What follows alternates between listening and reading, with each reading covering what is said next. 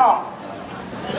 இந்த ஆய்வறிக்கையை ஒன்றிய அரசாங்கம் பிஜேபி மோடி ஏற்றுக்கொள்ள வேண்டும் என்று பெருமையோடு சொல்லியிருக்கணும். நம்ம முதலமைச்சர் சொன்னது போல சொல்லி இருக்க வேண்டும். ஆனா தமிழ்நாடு, நம்முடைய முதலமைச்சர், தமிழ்நாடு அரசு ஆய்வறிக்கையை மாத்தி அவங்க பிஜேபியில் இருக்கக்கூடியவர்கள் சொல்லுவது போல, ஒன்றிய அரசாங்கம் இருக்கக்கூடியவர்கள் சொல்லுவது போல மாத்தி எழுதிட்டாங்க என்று சொன்ன அந்த வெட்கச்சேட்டுக்கு சொந்தக்காரர் தான் எடப்பாடி பழனிசாமி.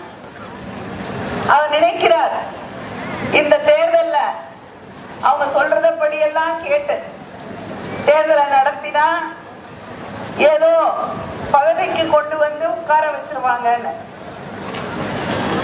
எத்தனையோ முறை பீகாருடைய முதலமைச்சராக இருந்த நிதிஷ்குமார் அவர்களுடைய நிலை என்ன என்று நினைத்து பாருங்கள்.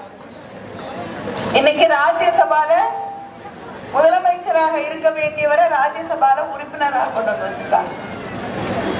உங்க நிலைமை என்னன்னு எனக்கு தெரியல. ஏதாவது நல்ல ஊர், உங்களுக்கு பிடிச்ச ஊர் இருந்தா அமித்ஷா அவர்களிடம் தெரிவித்து வையுங்கள். உங்களை முக்காவாசி அங்க கவர்னராகத்தான் அனுப்புவார்கள். ஏன்னா அவங்களோட கூட்டணியில இருந்தக்கூடிய கட்சிகளுடைய நிலைமெல்லாம் என்ன ஆச்சுன்னு உங்களுக்கு தெரியும். நான் கவலையோட சொல்கிறேன், தமிழ்நாட்டுக்கு எதிர்கட்சி வேணும் இல்லையா? நமக்கு ஜனநாயகத்தில் நம்பிக்கை இருக்கிறது, எதிர்கட்சி வேணும்.